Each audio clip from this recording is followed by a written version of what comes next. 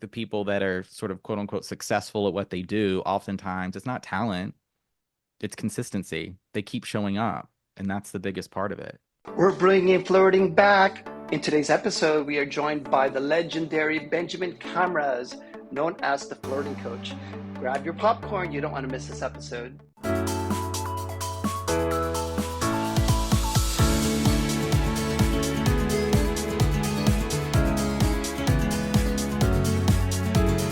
Welcome back to Off the Mat. This is Will, and my guest host is with me again, and we're going to be presenting a wonderful, remarkable guest today. So I'm going to hand the microphone to Coco. Take it away, bud. Hello, everybody. Welcome to the Men of Yoga Off the Mat podcast. Today, I'm super excited that we are with one of my longest standing Rainbow for life, Benjamin Camras. Since I met Benjamin a few years ago, we have both gone through so many different stages and evolutions, and I'm excited to see who you are today, Benjamin. But I do know that you are now the flirt and dating expert and coach, and you're changing lives all over the world. So we're very excited to hear about this evolution and what you do. Yes. Thank you, Welcome to the Coco. show. Thank you, Will, for that introduction. Very happy to be here today. Yeah, I'm curious which version of me will show up for this podcast as well. You never know what you're going to We'll get. get to see. Maybe we'll get a little sampling of various sides. Probably. Yeah, there are many layers, many sides to Benjamin, to the flirt coach. Yes, this new kind of version of me, which has always been me, but has been there waiting to come out. There's flirt yoga teacher, flirt coach as well. And then, yes, many sides, many sides. Yeah, and fortunately for you and for all of us, our slogan, I guess you could say, is "It all gets to be here," because we really Mm, support everybody being more than just the one thing that they show to the world on this platform or that, yeah. because everybody is way more interesting than that. And Yeah. pretty much everyone that we interview on this podcast is a yogi or yoga teacher, but Mhm. we're like, we know. Let's take off that hat. Let's Okay. find out more about who you really are. Okay. So you're a yoga teacher. Hmm. You're a gay Libra. Yes. Critical. Yes. Gay Libra. Uh-huh. Obviously, you have an incredible mustache for people who are watching and getting to see that. Or Uh-huh. I wonder, like, can we hear that? Can you Speak. hear him whispering? Yeah, his name is Leopold Bismarck. He might be like summoning some messages. I'm gonna be, really tapping into my intuition. There's lots of secrets, lots of wisdom in the mustache, I think. That's why Oh, it's so big. wow. That makes a lot of sense. I didn't realize that he Yeah, actually like communicate like you're like channeling him, it sounds like. 100%. I mean, he's the co-host Okay. of my podcast Flirtations, right? It's the two of us. We do it together. That's incredible. Hmm. Uh, Yeah. um, and just my observation, you're both rocking the stash thickly, I might add. Yes. So Hmm. for those of you listening for those of you listening, get on YouTube real quick and just check out these gentlemen's hot hunky stashes. Has nothing to do with Movember either. No, we got a head start. Yeah, it's We had it it's before. giving it's giving me Village People realness from the '70s too. So I love that Mm. you wear it so well and making it so modern. Yeah. That's So fun. You mentioned the Village People. I so recently was Halloween, of course, and I work part-time at Trader Joe's. And so my costumes that I sported this year were Freddie Mercury and Lieutenant Dangle from Reno 911. And each day, people just thought I was coming as a different person from the Village People. So by the end of the week, I was just going to kind of go through all of them. Yes, they thought I was the cop and the construction worker. nice, very Yeah. handsome gentleman, very handsome. Thank you, sir. I feel like Benjamin and I both would have really thrived in the 70s. Oh my gosh. Yeah, I mean, yeah, if you're on YouTube, you see my disco ball in the camera here. It comes with me everywhere. I feel like that would have been just an incredible decade to experience. The music, everything. I love that you pointed at the disco ball. I have disco ball like at our studio, and I put mine down. I have one here in this room that I'm shooting this from, but I took it down Yeah. and placed it in another room. But yeah, again, for people who's like listening on on Spotify, check out the YouTube. There's a disco ball representing there as well. More disco balls in life. I swear, I wish more yoga studios had disco balls. Yeah. I Yeah. actually have one too, but I made it. Um, Ooh, there it is. oh, I Oh, That that's see it. little amazing. that That little is disco amazing. ball is made of paper mache and crushed up CDs. You Good would for never know. you. It's catching all the light. Yes. Um, I was trying to think like I think one reason we like disco balls, or maybe the fact that gay guys like disco balls is the reason this meme exists, but it says something like you're not broken, you're not a bunch of broken pieces, you're a disco ball. Mm-hmm. Yeah, that's what a disco ball is. Let's do a little tiny segment on yoga. Let's give yoga a little space. Sounds good. Okay. And then let's jump from there into flirting and dating because I know that you actually consider everything that you do to be yoga, which Mm-hmm. I think is like one of the coolest parts of your platform. So let's go from literal yoga into your version of yoga. Sure. Yeah, that So sounds good. how and where did your yoga journey begin? Well, this is yes, very topical. I just was teaching yoga this morning, so it's become a big part of my life, but not it's my journey to yoga was like one step at a time and then taking many, many steps back. I remember the first time I really wanted to get into it, there was a hot yoga studio. I was living in Norfolk, Virginia, and I asked for my birthday, one of those, right, like student passes that you get for a week, so just a great way to get in there, take a bunch of classes, see what you like. I did get that as a birthday gift from my mom, and then it sat in my drawer for years. I mean, many, many years. Sometimes I would look at it, I would take it out, never did anything with it. I just wasn't ready. I didn't feel like I would be good at it. I wasn't flexible. I do not have a straight back, and so I was very self-conscious about that. I just did not think it was a space for me. Very self-conscious, just seeing kind of what you observe maybe if you are on YouTube or you just you're on a platform like Glow or Peloton, or so you have some type of maybe streaming service you use for workouts, and yoga can seem really advanced, like you're doing handstands and all these things, and that's what I thought it was, and so I resisted it for a really long time until one day I went and I just started taking one class a week. I would get in the back. I would take a candlelight class on Friday nights, so you couldn't see one another. It was very much instructor led, so I didn't feel like anybody would be looking at me. Of course, nobody is. Everyone's there for themselves, but that's not what I was thinking at the time. And then during the pandemic, found Naked Warrior Yoga and Coach Coco and became one of the Rainbows. And you were running a program at the time, Free and Fab. And um, once I'm very much all or nothing. And once I become dedicated to something, I think we practice together 4 or 5 times a week, right? I didn't miss any part of the curriculum and just really took it in. And so that's where I think my yoga journey really started. And I remember one of the first calls we had.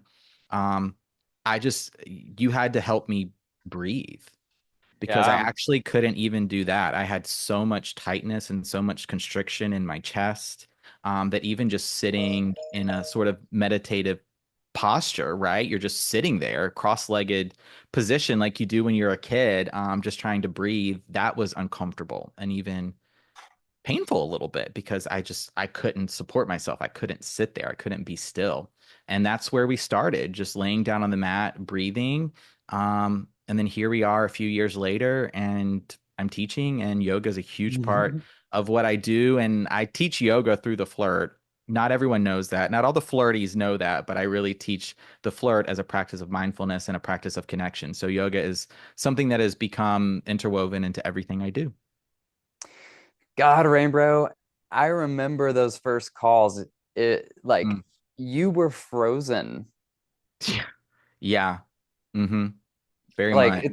it is very much talking to a different person now. Like you were so anxious, and I Mm-hmm. remember like when we had group calls in that program, Mm-hmm. you talking about like how hard it was to listen to other people because, of that like anxious, like, what am I gonna say? Or like, how do I present myself? Or how do I look like I'm listening? So like Absolutely. your mindfulness journey like started so hardcore at that Hmm. point. And wow. And we also didn't know that you were going to become a yoga teacher either.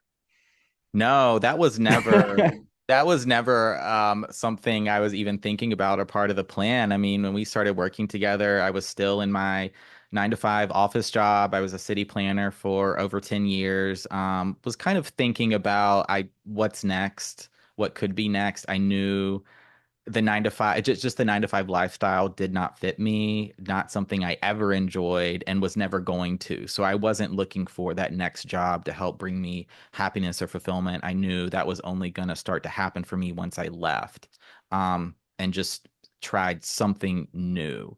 But only really through yoga, I think, was I able to develop some of that. I think tapas, you would call it, the inner fire, right? To actually have the courage to to try something new. Were you all in once you decided like I was the vision clear enough to say I'm going to surrender all the things that bring me comfort and security to go to this space that build brings me fire and joy?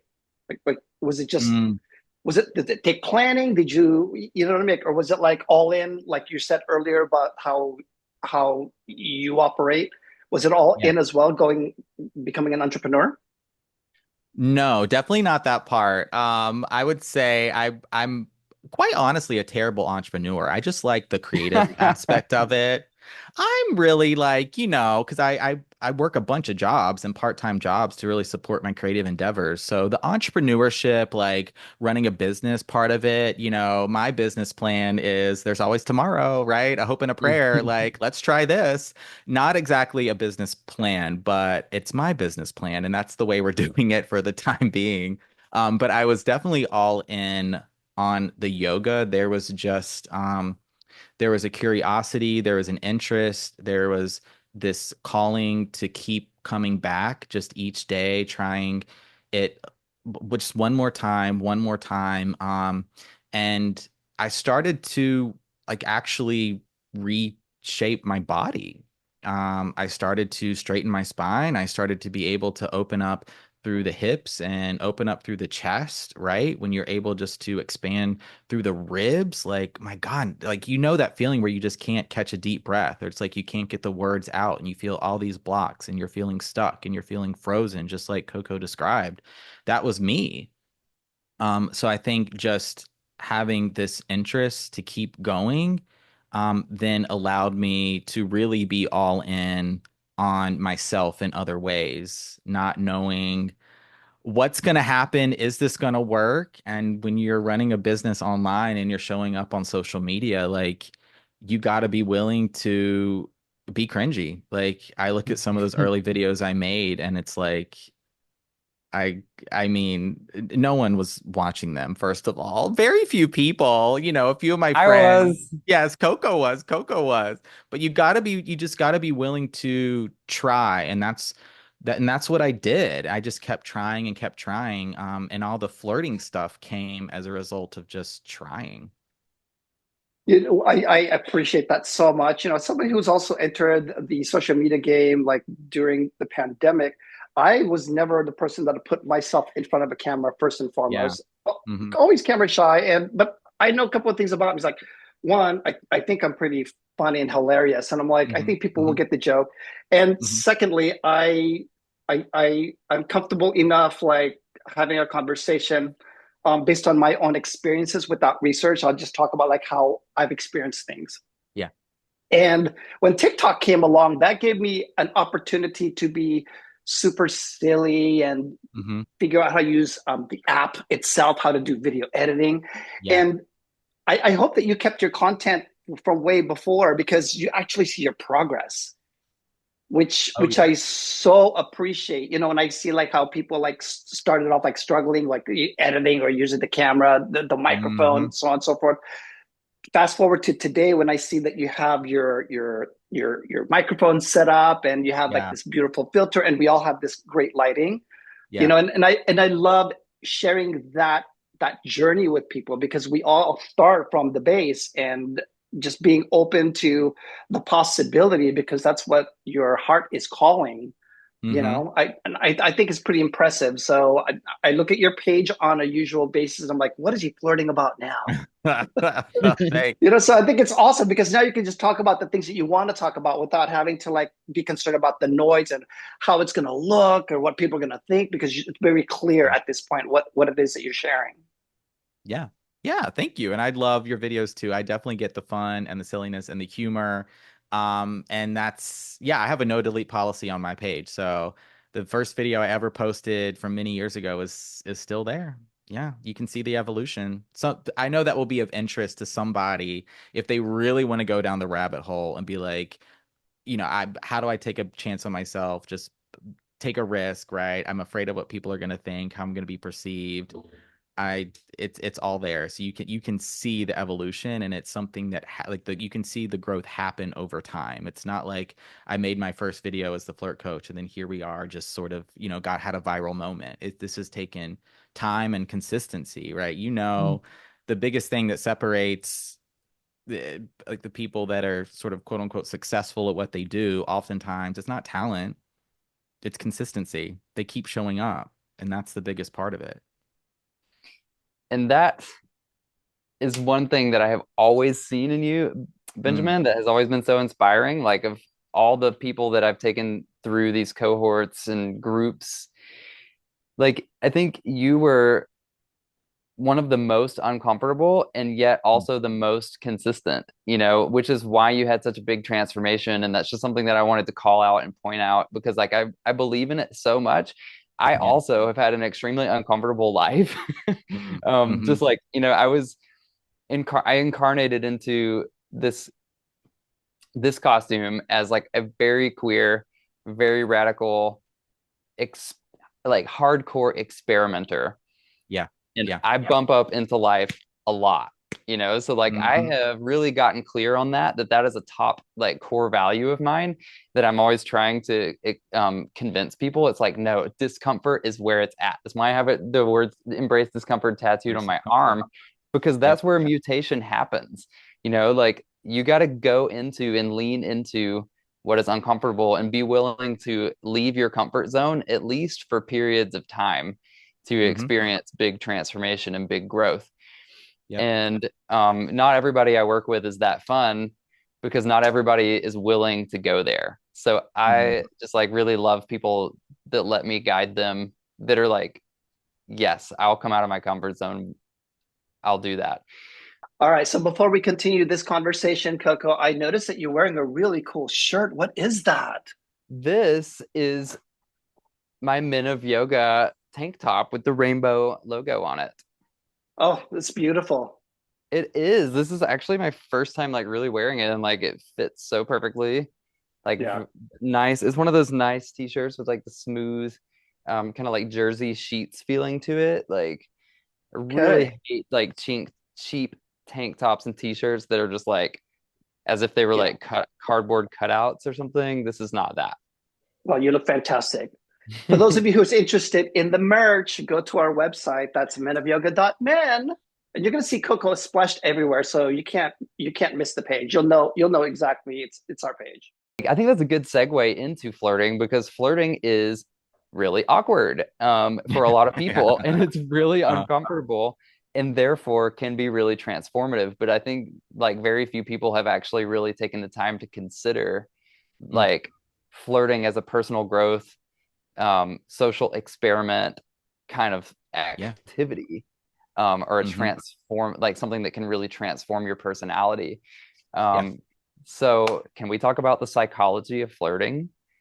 Yeah, let's talk about the psychology of flirting a little bit from the perspective of the flirt coach as um yeah, I just wanted to and I mean, Coco, this is like kind of all your fault. A big part of it. It's like you just kept encouraging me, right, to keep showing up. And like I would reach out when we were working together, like really intensely one on one, like just so much anxiety, so much insecurity, just lacking confidence, so much fear. And it's not that I still don't carry some of these things with me. They're just no longer blocks. They're no longer points of resistance. I'm able to show up and move through the discomfort, embrace it, because I know only through that is how I'm going to get to my next goal, sort of my next success, what I want to achieve. Where I feel like I'm still very much in the infancy of my life as the flirt coach. But about flirting, so my flirting definition is probably a way of describing flirting you haven't heard before. And I define flirting as the authentic expression of interest in the present moment without expectations to make a connection. It always, always, always comes back to the point of connection. And so I think in that definition, you can probably see a lot of parallels with yoga: detachment, not having expectations, being in the present moment, showing up authentically, hopefully over time. I know that's difficult, because a lot of people, when they flirt, they're all in their head. They're thinking about what they're going to say next. They're thinking about how they're perceived. They're bringing, a past flirt that didn't go well, that was awkward, or they're attached to, oh, this flirt has to lead to a date or a number, or you give a compliment and maybe it's not received well, or they don't give it back. And so much happens in the flirt. But if we can bring it back to the point of connection, I think that's a really empowering place to come from, because I just want ultimately people to make more connections. I want them to feel more deeply connected to themselves. And when you can just sort of take away all of these sort of aspects of the flirt, where it's like, if you're really wanting to express physical interest in somebody, or maybe the flirt is foreplay, you're on a first date and it's going to go there, both of you want it. And so now you can play with the flirt in that way. I think a lot of people think of the flirt, you're at a club, someone taps you on the shoulder, hey, you're hot, can I get your number? That's not a flirt. That's a question, and probably an intrusive question if you were just caught off guard. So I like to sort of take the flirt down to its basics, and then once we can really establish a point of connection, you can start to layer and build the flirt from there and take it in any direction you want. Yeah, that's the flirt. Absolutely. I No, get it. excuse me, is the flirt when you started having these ideas and when you start having a concept of like, oh, this is a gift that I want to put on the universe, Mhm. was it was the vision men flirting with men, or just, you know what I mean? Like, was it like a uh what is her name? Julia Roberts fantasy movie? You know what I mean? Yeah. Like, Yeah. tell me about the spectrum of which you It's come from. for it's for everybody. I really approach the flirt very gender neutral from the very beginning. I know that a lot of people that have connected with me and followed me, listened to my podcast, are women, cisgender women who are flirting and dating with men. I can just look at my analytics and the people that I work with and know that that's a big part of the demographic. But not necessarily. There's a lot of queer men from across the spectrum, gay men. There's even some straight guys that have found their way into the flirt community that are like, hey, like I need some help flirting, right? I've got some blocks with that too. And it's evolved over time to encompass a lot of dating advice, which has been really uncomfortable for me to give people dating advice. And that's another part of this evolution that I've had to grow into. It's like I kind of reached a point with talking about flirting where people were like, okay, this is interesting. What's next? I'm flirting because I'm dating. I'm flirting because I'm in a relationship and I want to get sort of the quote unquote spark back. I'm flirting because, I'm just looking to make casual connections. How do I even start that? I'm on the apps. I want to flirt a little bit. What do I do? So most people are flirting in some type of relationship, dating, or they're in a relationship. But I think the flirt can also be used platonically to connect with friends, coworkers, neighbors, people you don't even know. I think it's also an act of service. It's not just that expression of interest because you have a romantic intent behind it. It's that expression of interest to be like, hey, I see you, you see me.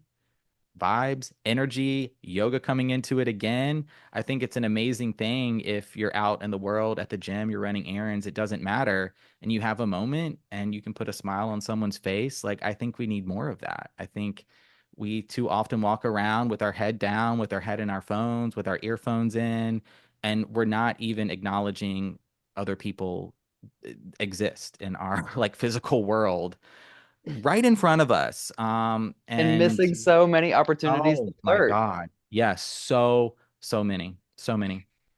Will and I are both natural flirts. Hmm. Um, and yeah, I see Ooh, you. us. Yeah, like everybody knows. Yeah. Um, don't even try to hide it. But yeah, very gregarious communicator, and to the point where sometimes in the past I've been like, God, I got to tone this down because it is Yeah. just doing too much to too many people. And that's a little bit sad, and like learning how to be a professional, like at first, being a professional who also did OnlyFans, Hmm. um, it's like I'm creating confusion all over the place. Mm. But, I took your introductory to flirting course, Hmm. like Flirt 101, Yeah. and it really helped me actually to develop my thoughts around flirting and where does it Mm. fit. Yeah. Because, like everybody, even if you have a natural talent and a natural skill, if you don't develop your ideas around it or you don't like figure out how to use it, then it may Yeah. not always work in your favor. It might be really messy, so even superpowers have to be channeled and guided and need some structure. So it Hmm. really helps me. Like one of the like I was like blown away that like right off the bat, this thought came to me that there's a difference between flirting and seduction. And Yes. the fact that Mhm. just because you're flirting with someone doesn't mean that you're trying to seduce them. And Correct. knowing that really helped me to be clear, like, okay, I'm flirting with this person to make the conversation fun and Hmm. lively. Hmm. And if the person thinks I'm seducing them, that's on them because that's not what I'm doing. Yeah. And it also helped me to realize, like, to be able to ask myself, like, am I seducing or am I just flirting? And it helps you to just make slight changes in what you're saying or like how you're looking at the person, Yeah. body language to make that more clear for everyone. Hmm. Um, so right off the bat, I learned something extremely important. Yay. That's awesome. I love that. Yeah, I think seduction is sort of an evolution of the flirt that evolves out of that connection, or maybe your intent is really to express physical pleasure, physical desire, attraction in that way. And seduction really plays with these elements of power and pleasure. It's sort of this game of push and pull, and so it's a little bit different. You're building consent there between two or perhaps more people, and the flirt is really, the intention is set, and it's a really fun place to play that can lead to some really amazing and exciting experiences. But it's like if you're just out, at a party of some kind, or you're running errands, something like that, it's like that is not where probably the flirt is going to start, because you're approaching or looking to make a point of connection with someone you don't know, you don't even know their name. And so you need to build that connection first just to see where someone is at. Do they even want to receive a flirt? Are they up for receiving some attention, a compliment, a question? And just have it start there. I would consider Yeah. flirt also as a superpower. Like Coco was Mm, saying, like, it could be super dangerous also if you don't learn how to use it for good. yeah. Yeah. Mhm. I remember some little young Asian dude at 18, that would be me, who had a fake Hmm. ID that went into the clubs. And I realized like I had the power of flirt. Like I would go in with probably like $10 in my pocket because I would bank on me getting free cocktails Easy. you Yeah. know Hmm. yeah, and I made notes on here too, and I want to bring it up in a little bit, but flirting also comes across in a way that you want people to think you are adorable, or it's so cute, or and then they get engaged, and before you know it they want to offer a gift or Hmm. whatever that is, their time, their conversation, a Hmm. cocktail, Hmm. but it could go south and go wrong really quickly because they think that you're cruising I don't know if you're Yeah. familiar with that word, but back in the day, gay men, there is no flirting. It's like seduction mode 24/7 because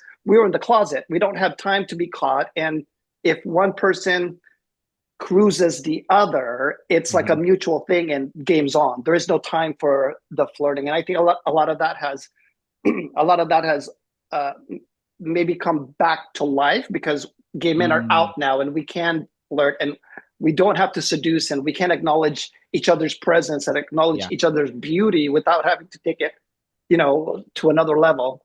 Yeah. One thing Uh-huh. I want to ask you about that is when it comes to flirting, is flirting in your line of work a little bit more in person, or is there like texting involved? Is there DM? Like, tell me a little bit about like how one flirts in this day and age, post Yes. pandemic. Yeah, it's both. I think a lot of people certainly are flirting digitally. They're on the dating apps, they're texting, they're in the DMs, they're on, a platform like, Snapchat or Instagram, something like that. And so there's a lot of digital flirting, which loses tone and context a lot of times. It loses some energy as well, where you're able to be in person and really observe how someone is receiving a flirt and then flirting back with you. And so I think you're relying a lot on emojis, punctuation, right? How you're spelling things, capitalizing things or not capitalizing things. It can go more visual very quickly as you might start sending pictures back and forth. So I find it can sometimes go from 0 to 100 very quickly, where you sort of bypass the point of connection. You ask maybe a couple questions and then it automatically goes more sexual or something like that. So the boundaries and consent get a little bit skewed sometimes online, where you may rely more on visuals because you're not actually flirting in person. But still a fantastic way to flirt, and we've got to use all of our digital tools. And I'm seeing this desire to flirt more in person, where people are wanting to make more of those in real life connections. So many are burnt out on the dating apps. They're burnt out on online dating, very frustrated. But they're running into this problem where it's like you're out in the real world and people, it's sort of like, who's going to approach who? Are they going to approach me? Do I approach them? Who makes the first move? How does this work? How do you open up the conversation? What do I do? And so I've really created a lot of content specific to that experience where it's like, you know what? Make that eye contact, work the body language a little bit, smile, be inviting. You can make the first move. Doesn't matter who you are, who you're dating with. Ladies, lady flirties, if you're listening, you can approach the guy if you feel safe and comfortable to do so. They like it. You're not chasing him. You're not setting the tone for a whole relationship here. You're just saying hello and looking to perhaps catch a flirt if that's what you want to do. So, in person, it really just starts with some of that nonverbal flirting so you can get that consent that someone is at least interested in having a conversation, and then you open it up from there. And I love in person, you can play with, of course, your body language, your tone, your voice, your pitch, your range, your everything. You're smiling, right? You could even do some light physical touch, like on the forearm or shoulder, something like that. Like you can make eye contact and then pull it away, which goes a little bit into the realm of seduction, a little bit. And so I just think you have a lot more opportunities and variety in person, but we're all flirting in many ways. At least I'm trying to get us to. Just so you know, just for the record, because I do have to mention her, Yeah. Madonna is a huge flirt.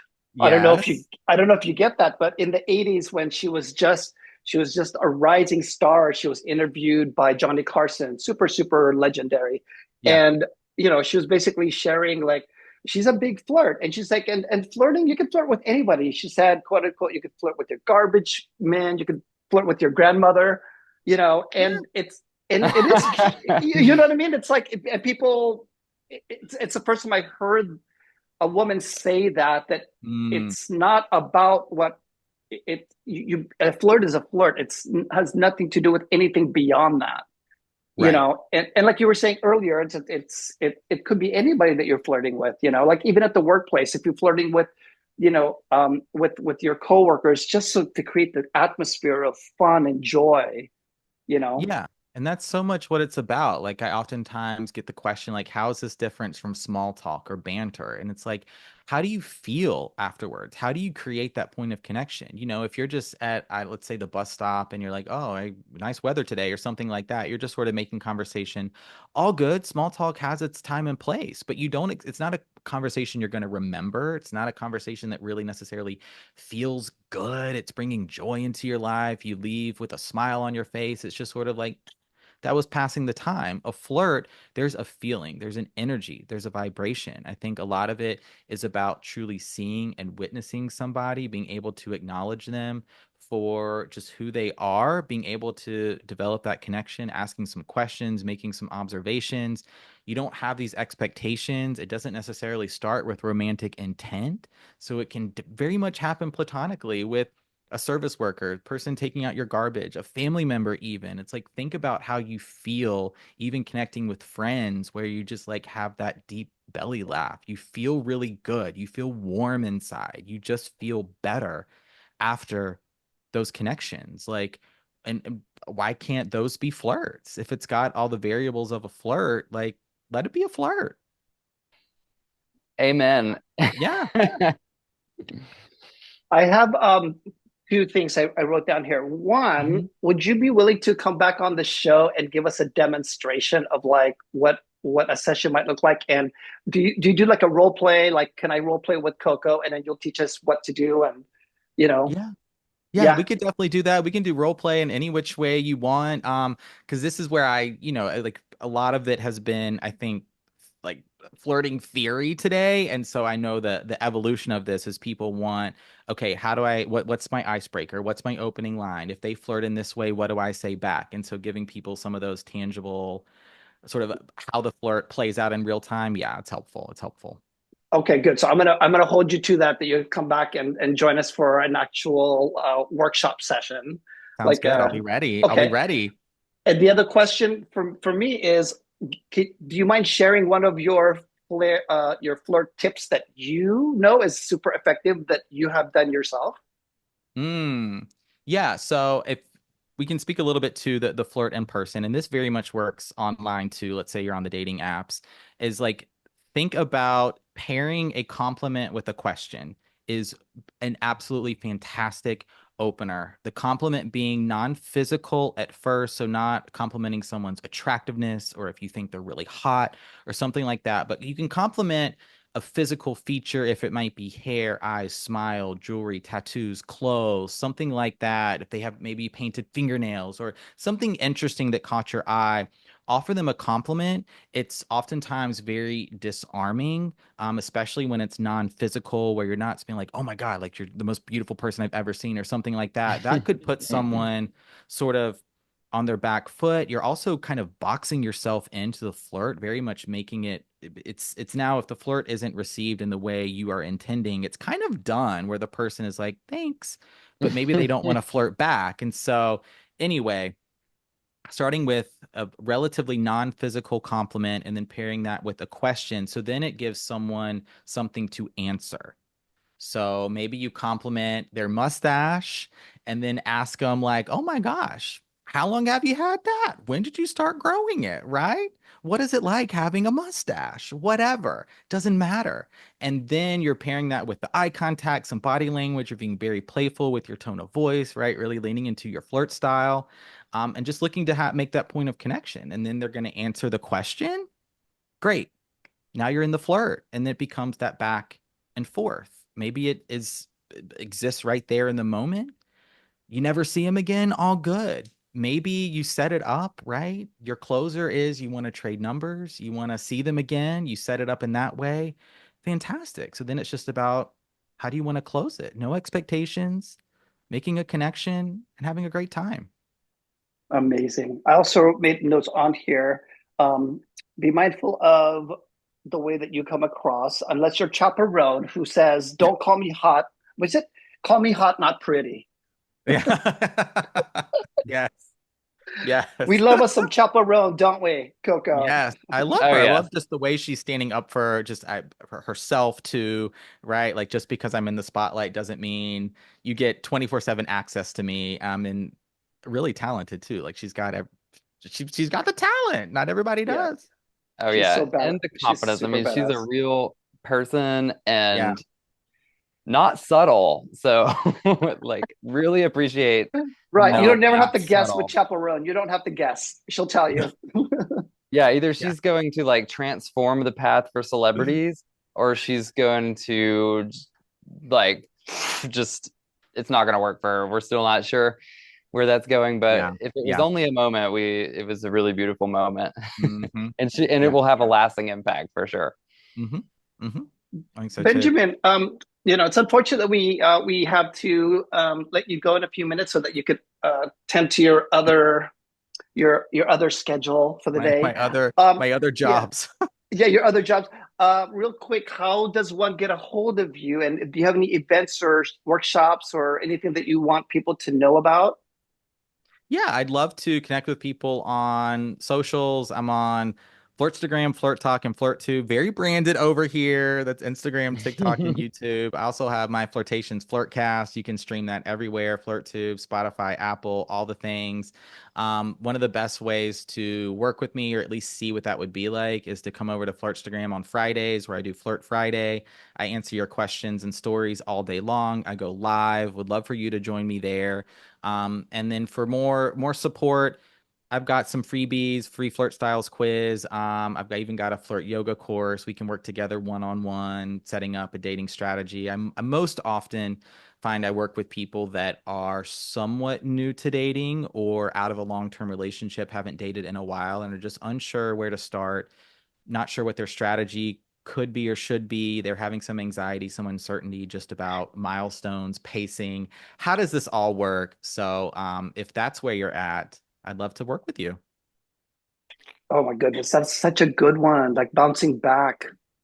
That is a Yes. really good one because a lot of Yes. people a lot of people that's been in a relationship and it doesn't work out in the long run. It's like that's awesome. I know Yeah, a few there's friends I'll send over to you. yeah, please. I love that I think a lot of the single moms have found me. And that is really cool because I mean my father was present, but I was raised by a single mom since I was 7 years old, and who really put her dating life on hold for us. Was her decision. But I really like that there's a lot of single moms out there that are checking up on the flirt coach, being like, I want to date. How does this work?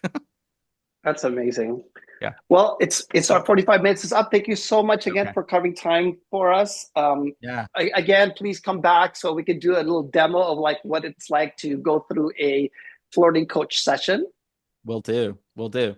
Yeah. And I'll Thank you put all all your so information. Yeah, much. I'll put your contact information down below so people know how to get a hold of you. Okay. All right. That sounds perfect. Have a wonderful rest of your day, sir. Thank you, Benjamin, for what you're doing for Yes. the world. Thank you, Bo. Thank you for your inspiration and doing this podcast, and happy flirting. All right, dude, that's all for this episode. Thanks so much for listening. We hope you enjoyed it. And if you did enjoy it, please remember to subscribe. And if you want to plug into the Men of Yoga community even more deeply, you can follow us on Instagram and or Facebook. Links are in the description. And also leave us some comments. Let us know what you liked about the episode, as well as what other juicy topics you'd like for us to open up and explore, because it all gets to be here. All right. So go have a great day on and off the mat, and hopefully we'll see you next time.